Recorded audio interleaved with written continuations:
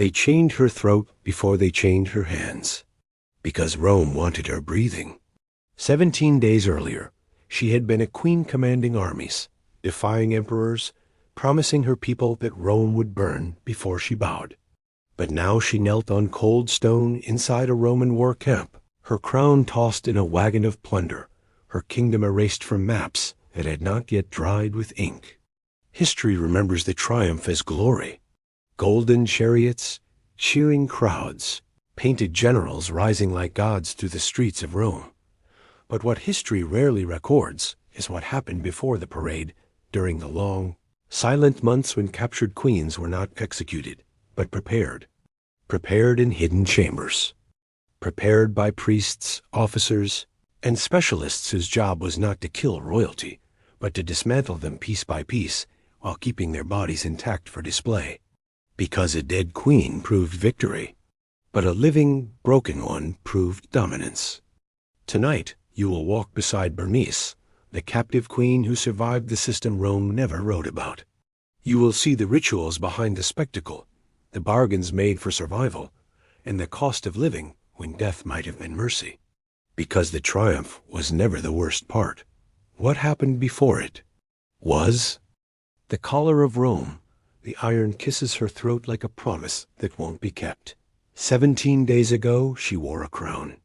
Tonight, she learns Rome prefers its trophies breathing. The triumph isn't the punishment, the months before it are the machine. And somewhere beyond the campfires, a general is planning how a queen will be prepared. Bernice is 29, and the collar is colder than the stone beneath her knees.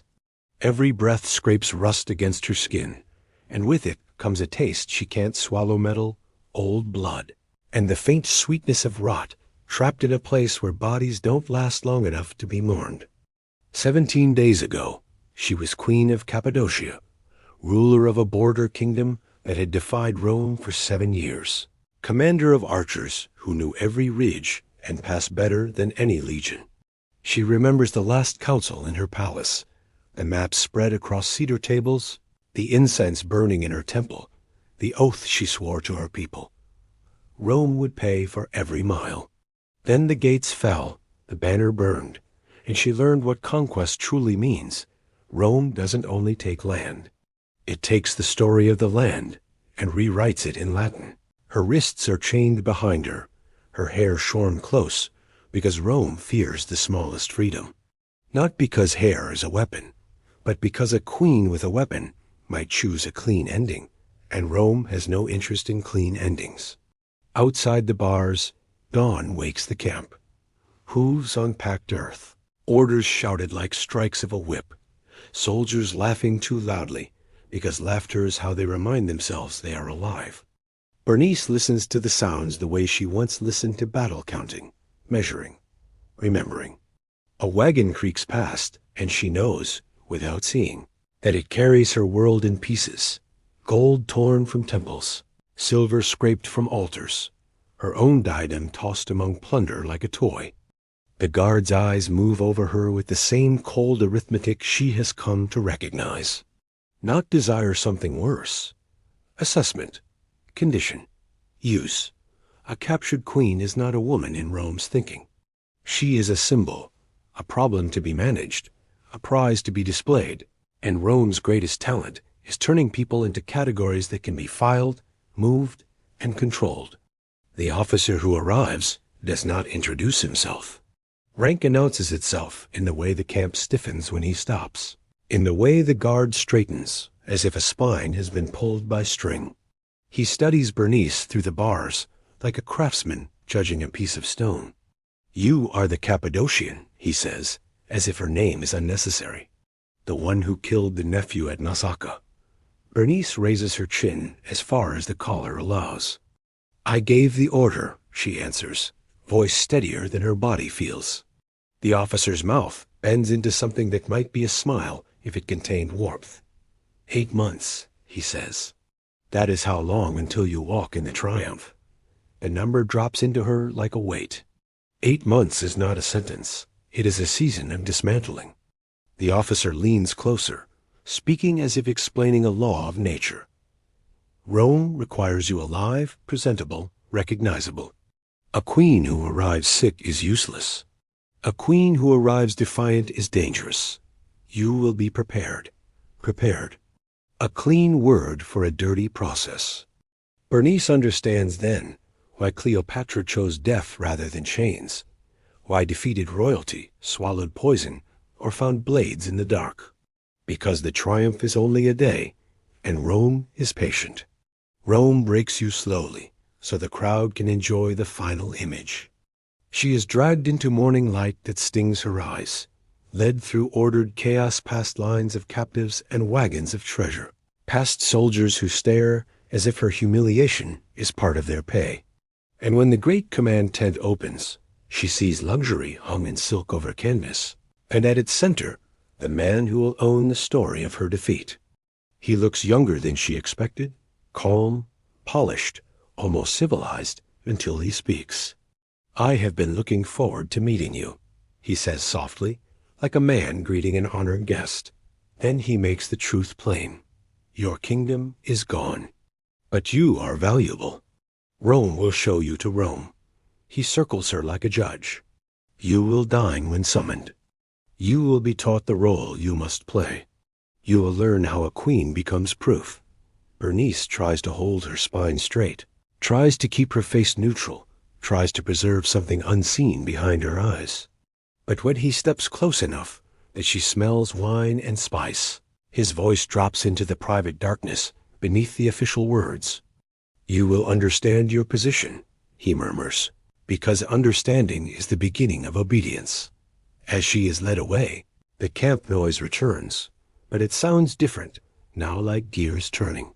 Somewhere behind her, a clerk scratches ink onto wax. A priest prepares rites. A physician waits to keep her presentable, and the empire begins its real work. The collar is cold, but Bernice finally understands the deeper chill. Rome has months to sculpt her into defeat, and the first lesson is simple. This parade will not be the worst day of her life. It will be the day Rome reveals what it already did to her in secret. The ledger of humiliation. Rome does not break queens with chaos. It breaks them with order. Behind every chain stands a clerk, a priest, a physician, and a ledger. Bernice thought captivity meant suffering. She had not yet learned it also meant administration. The second morning of her captivity begins not with violence, but with ink. Bernice is taken from her holding cell at dawn, wrists bound, collar still pressing cold judgment against her throat.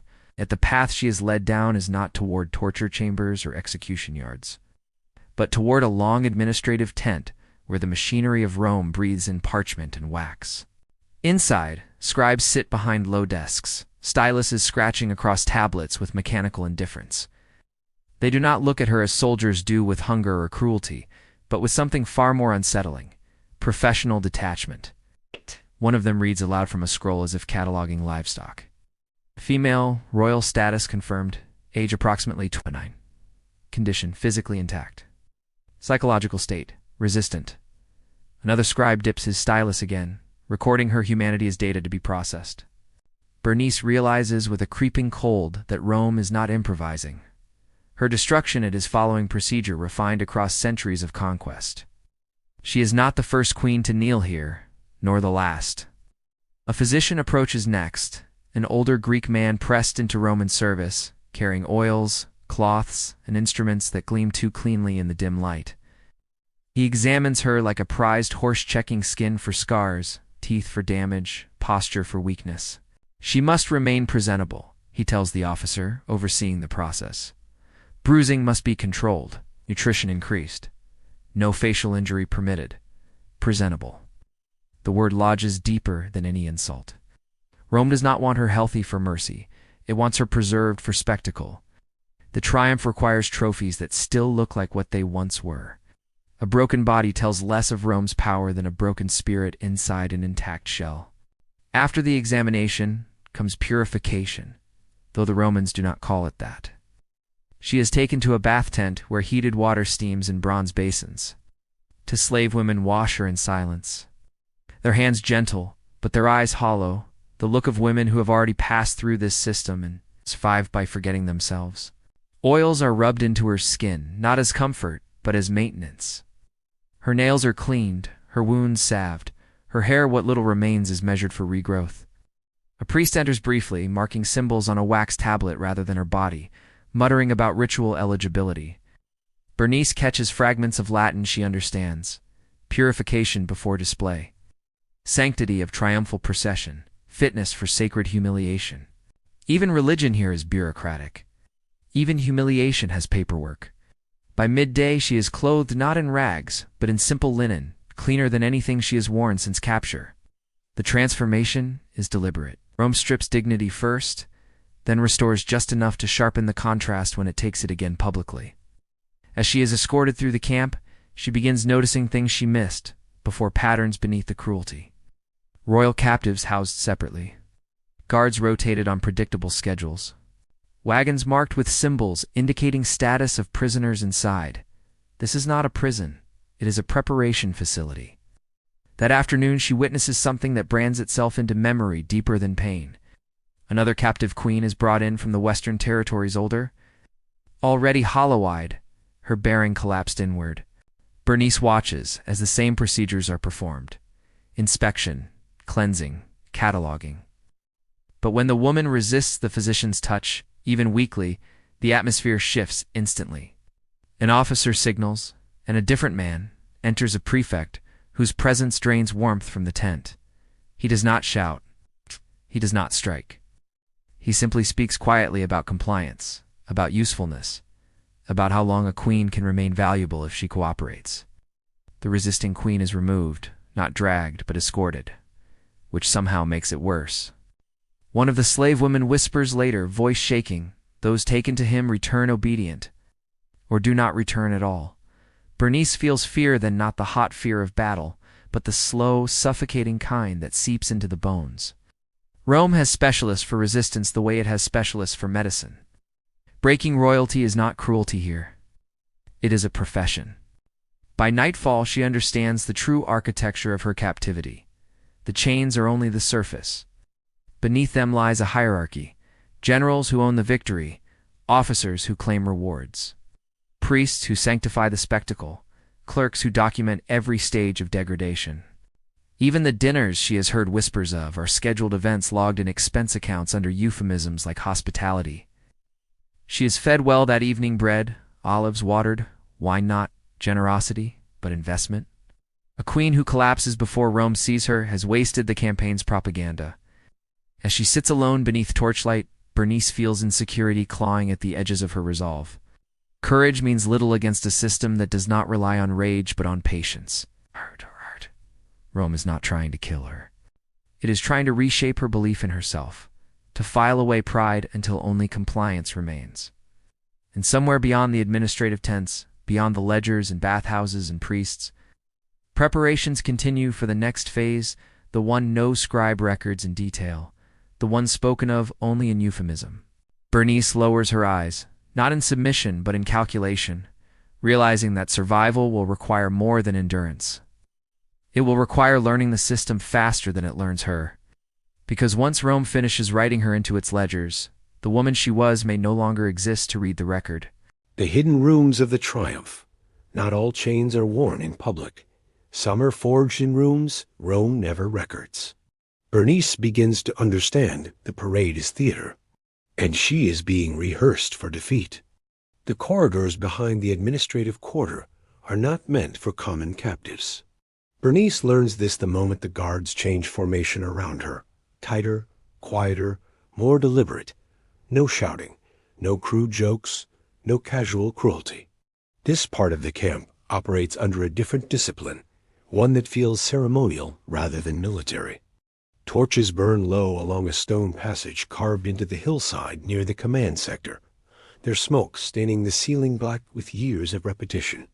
The air smells not of sweat and livestock like the outer camp, but of oil, incense, and old stone sealed from sunlight. She is led downward, wrists bound but no longer roughly handled, as if whatever happens here requires her intact in ways beyond the physical. The first chamber they enter is wide and echoing, its walls hung with foreign banners taken from conquered kingdoms' Parthian silk. Germanic furs, Egyptian linenol displayed not as trophies of geography, but as warnings. Every culture that resisted Rome eventually hung here, reduced to fabric and memory. At the center of the chamber stands a raised platform of polished marble. Bernice is placed upon it and ordered to stand straight. A Roman officer circles her slowly while a scribe records observations: posture, gaze, defiance level. She realizes with a creeping chill that this is not inspection for health, it is assessment for symbolism. They are studying how she carries herself, how a queen looks when defeated, how her body language will translate to the watching masses. She holds her chin too high, the officer notes calmly, pride still visible. The words are written down like a diagnosis. From there she is taken into smaller adjoining rooms each. Serving a purpose, she begins to piece together with rising dread. One chamber contains tailors and artisans working on garments stripped from royal treasuries. She sees her own ceremonial cloak hanging on a frame, being altered so chains can drape visibly across it without obscuring its richness. Another room houses wig makers and cosmetic specialists, preparing hairpieces and adornments to restore captives' royal appearance just enough for recognition. Rome does not want her humiliated as a slave. It wants her humiliated as a queen. The distinction matters because the triumph is theater, and theater requires costumes. In the third chamber, she finds priests, solemn men preparing ritual texts, discussing which conquered deities will symbolically bow to Jupiter during the procession. A priest glances at her and murmurs to another, "She will walk near the temple steps." Foreign royalty closest to sacrifice always enhances the sacred narrative. Bernice's stomach tightens. Sacred narrative. Even religion has a place for her suffering. But the most unsettling chamber lies deeper still, guarded by men who do not wear standard legion insignia. Inside, the lighting is softer, the atmosphere quieter, almost intimate. Cushioned couches line the walls, and low tables hold wine vessels and instruments of music. It resembles a noble banquet hall rather than a military installation.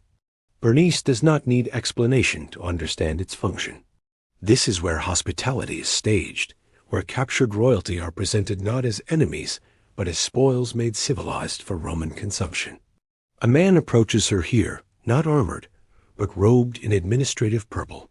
His demeanor is clinical, detached. "You are being acclimated," he explains, voice measured. "Captives must learn posture, silence, responsiveness. Resistance disrupts ceremony." He gestures toward musicians rehearsing soft melodies. The triumph is not chaos. It is choreography. Every captive plays a role. Bernice feels shock ripple through her, not at the implication of what will happen in these chambers, but at the calculated language used to describe it. Acclimated, choreography. Rome transforms violation into ritual by renaming it. She is made to walk the length of the room repeatedly, while scribes observe how chains affect her gait. Too slow suggests illness. Too proud suggests defiance. Adjustments are recommended. A trainer corrects her shoulders with firm hands, instructing her where to look, when to lower her gaze, how to appear broken without collapsing. It is rehearsal for humiliation, and the realization lands heavier than iron. The triumph is not the culmination of conquest. It is the performance of it, staged with the precision of theater, so the Roman crowd sees exactly what the empire wants them to see. As she is finally led out, Bernice passes another captive emerging from a side chamber, her eyes hollow but her posture perfect. Practice has replaced resistance. Outside, the night air feels sharper, colder, more honest than the suffocating civility below. She understands now why some captives arrive in Rome already empty, because the real destruction happens long before the parade begins. And as the torchlight fades behind her, one truth settles into her bones with terrible clarity. Rome is not preparing her to die in the triumph. It is preparing her to live through it. Visibly conquered, spiritually dismantled, and perfectly rehearsed for the moment the world watches her fall. The specialist who doesn't bleed. Some men conquer kingdoms. others conquer what kingdoms leave behind. When resistance survives the chains, Roan sends someone else, and his weapons leave no scars the crowd can see. The man arrives without announcement, which is how Bernice understands his authority immediately. No horns sound, no guards bark orders, yet the atmosphere in the preparation quarters tightens the moment he steps inside. Officers who had spoken casually days before fall silent. Even the scribes lower their eyes. He wears no ceremonial armor, only a dark officer's cloak fastened with a plain clasp, but the stillness around him feels heavier than iron. His name travels ahead of him in whispers before it is spoken aloud. Prefect Gaius Varro, specialist in captive management, summoned when adjustments are required. Bernice studies him as he studies her. He is not physically imposing, not scarred like Legion veterans, not loud or theatrical. His face is composed, thoughtful even, like a physician examining a patient whose symptoms interest him. That, more than anything, unsettles her. Cruelty she understands. Clinical curiosity is something colder. You maintain posture well, he says conversationally, circling her as if she were a statue being appraised. You comply with procedures. Yet the eyes remain unconverted. The word lands with quiet precision, converted, not broken. Rome does not merely want obedience. It wants internal surrender. Bernice says nothing. Silence is her last shield, and she clings to it. Varro smiles faintly, not offended. Resistance is natural in early phases. Pride requires time to dissolve. That is why my office exists, to accelerate understanding before presentation deadlines arrive. He requests her records, and a scribe rushes forward with wax tablets detailing her assessments. Psychological resilience high, compliance functional but incomplete, symbolic value exceptional.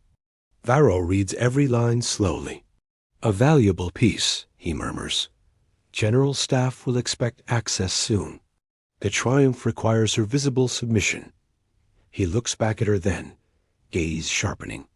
But visible submission must be genuine enough to convince the crowd. Rehearsed gestures alone are insufficient. Bernice feels insecurity flicker beneath her controlled exterior. This man sees too much. Where others see defiance or beauty, he sees calibration errors in the machinery of humiliation. He dismisses the scribes and gestures for the guards to remain outside. The chamber empties until only the two of them stand beneath torchlight. I do not enjoy cruelty, he says calmly, as if clarifying a misconception. Cruelty is inefficient. Pain damages the product. My methods preserve while transforming. He gestures toward the door behind him. Other captives required more direct persuasion. You will not, provided you understand your role.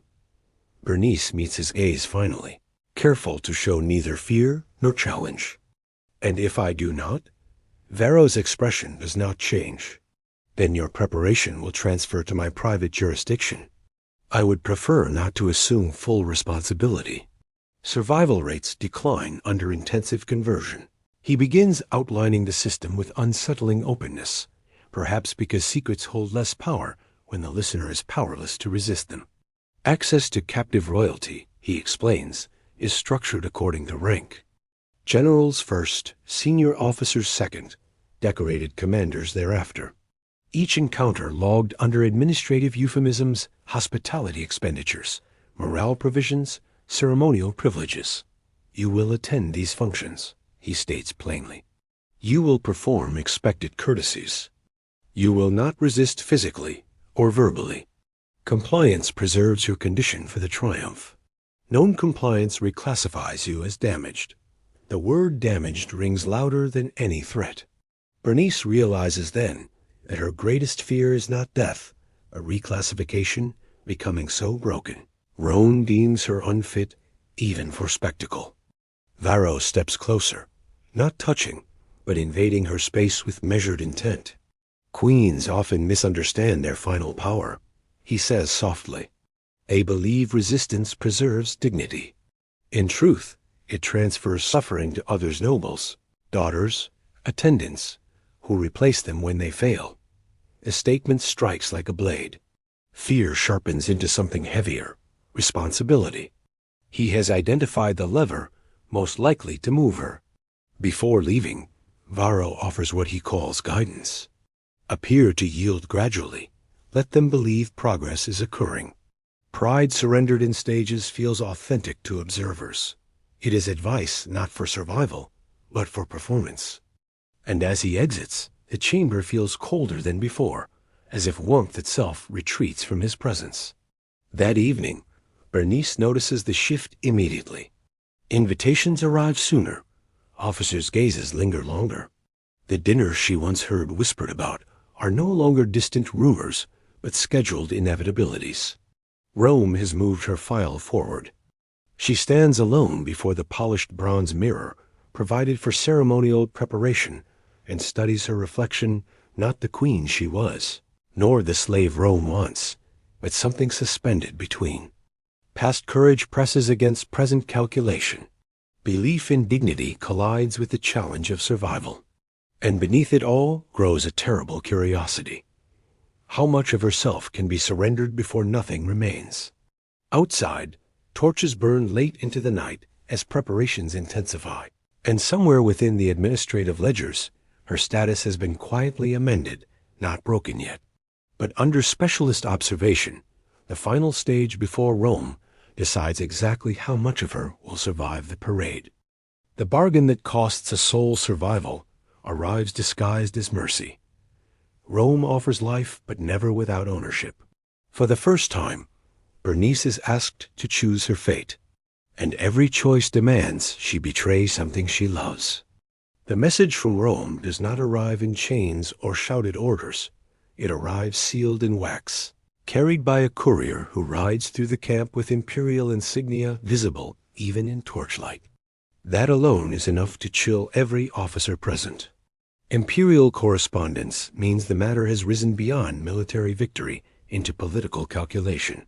Bernice is summoned to the command pavilion at dusk, not dragged, not restrained harshly, but escorted with a formality that feels almost respectful, which frightens her more than brutality ever did. Inside, the general stands beside a table where maps of her former kingdoms still lie open, though now they are marked in Roman script, Roman provinces carved across land that once answered to her voice. A second figure is present, an imperial adjutant wearing the narrow purple stripe of direct authority from the emperor. He does not greet her. He simply unrolls the scroll and begins reading in Latin, so precise it sounds ritualistic. The emperor has reviewed the campaign. The capture of a reigning queen is deemed politically valuable beyond the triumph itself. Therefore, conditional clemency is authorized. The word clemency echoes louder than any war cry. Bernice feels surprise, strike first sharp, disorienting followed immediately by suspicion. Rome does not spare enemies out of compassion. It spares them when they can be repurposed. The adjutant continues. Bernice will not be executed after the triumph, as tradition often requires. Instead, she will be relocated to Rome under supervised residence, displayed periodically as living evidence that submission earns mercy. She will write letters to her former subjects encouraging cooperation. She will attend diplomatic functions as a symbol of conquered loyalty. In essence, she will live, but as a political instrument. Shock settles slowly into her bones as the meaning clarifies. Death would have ended her suffering cleanly. This offer extends it indefinitely under velvet restraints. The general watches her carefully, studying not her words, but her reaction, as if gauging whether her spirit bends or fractures. Few receive this honor, he says mildly. Rome rewards usefulness. Bernice hears the unspoken extension. Rome also punishes refusal. Fear rises, not for herself alone, but for those traveling in the captive convoy behind her noblewomen. Attendants, and among them a young girl she has begun quietly protecting during the journey. Survival offered to one can mean condemnation for many. She asks the only question that matters. If I refuse? The adjutant does not hesitate. Then your status reverts to ceremonial execution, following the triumph. The words are delivered without malice, like reading tax policy. Insecurity claws at her composure. Life demands surrender of belief, identity, allegiance. Death preserves dignity, but ends all possibility. For a long moment she says nothing, her mind turning through consequences like a strategist reviewing battlefield losses. Then she speaks carefully. If Rome wishes my cooperation, Rome must understand value is negotiated.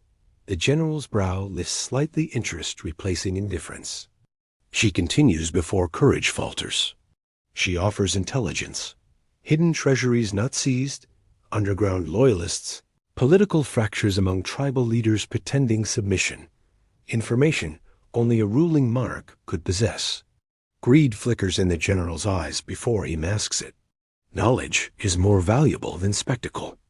In exchange, she says, voice steady despite the cost forming inside her chest, I request conditions. She asks for the girl Ariadne to remain under her protection in Rome, educated rather than enslaved. She asks that the other noble captives from her convoy be assigned to reputable households instead of sold into degradation. She asks for limited autonomy space to live, write, and preserve what fragments of her culture remain. Silence follows, heavy and evaluative. The adjutant studies her not as a prisoner now, but as an asset negotiating terms. You offer betrayal, he says finally. Bernice does not flinch. I offer stability for your province. The distinction matters.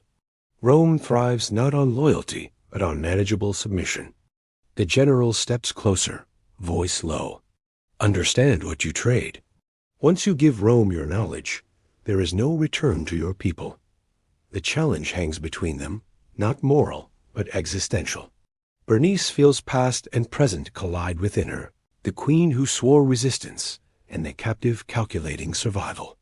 But she also sees the girl's face in memory, the quiet intelligence that deserves a future unchained.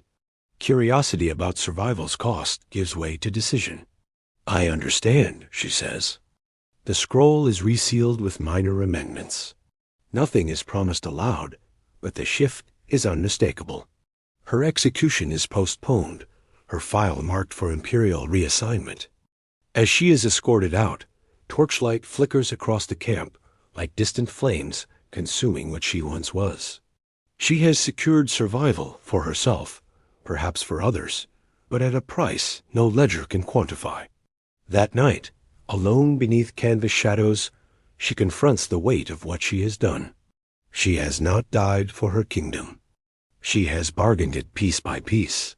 And as sleep refuses to come, one realization settles deeper than fear. The triumph ahead will display her chains, but the bargain she made tonight is the chain Rome will never remove. The day Rome cheered, the sun rises gold, but it does not warm the chained.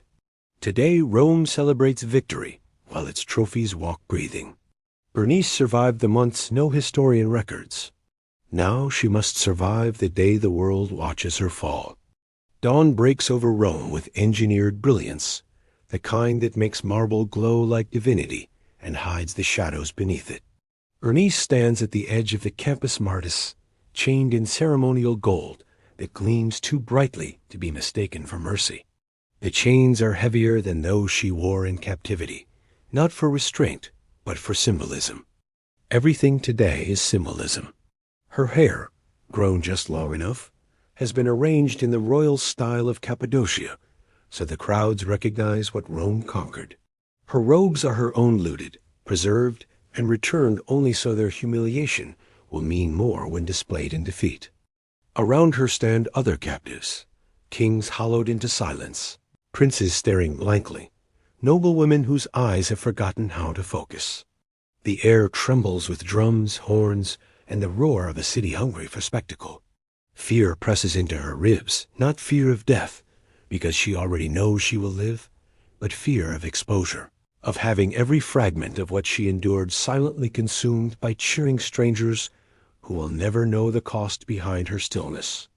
The procession begins slowly, wheels creaking, banners unfurling, soldiers marching in perfect rhythm. Wagons of treasure roll, first gold, ivory, statues, sacred relics, proof of Rome's material victory. Then come the prisoners, the living evidence.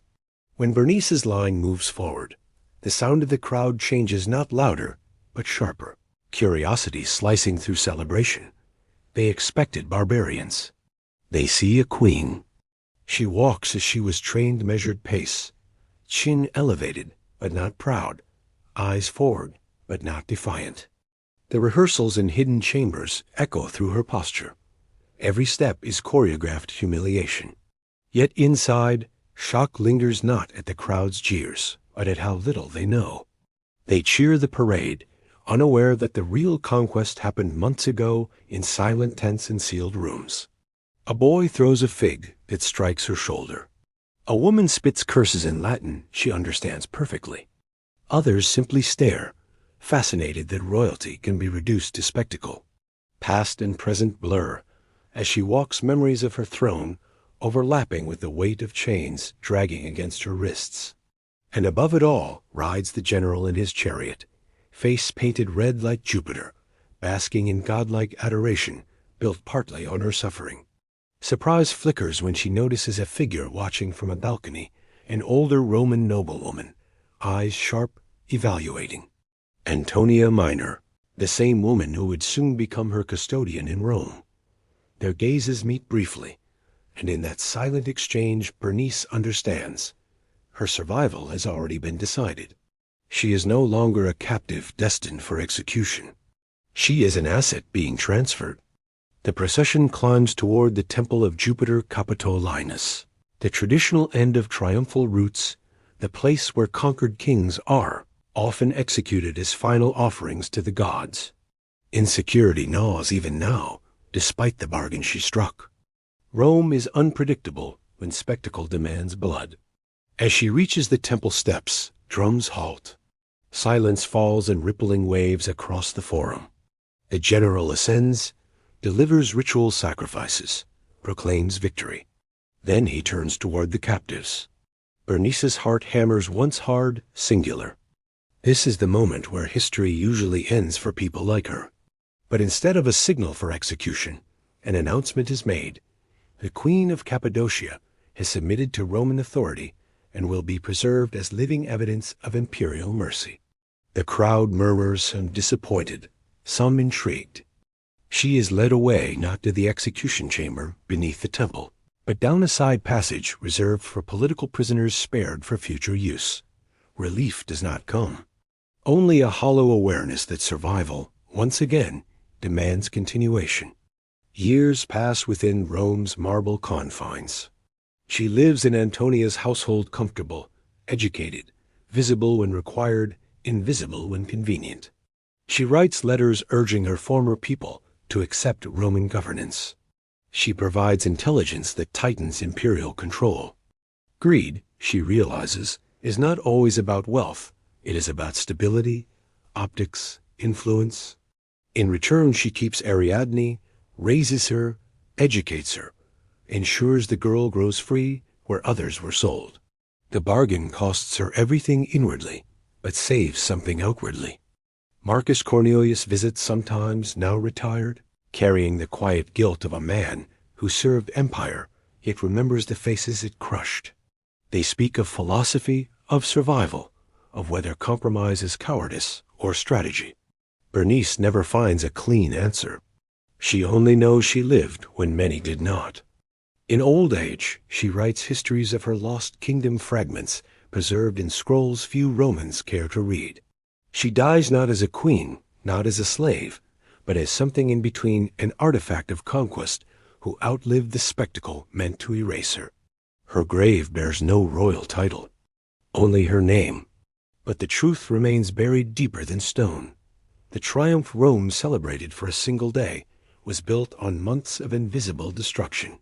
The queens who walked in chains had already endured what the cheering crowds could never imagine. And as history remembers the generals in gold chariots, it forgets the women who survived the preparation, carrying scars no parade ever showed, living proof that sometimes survival itself is the darkest victory of all.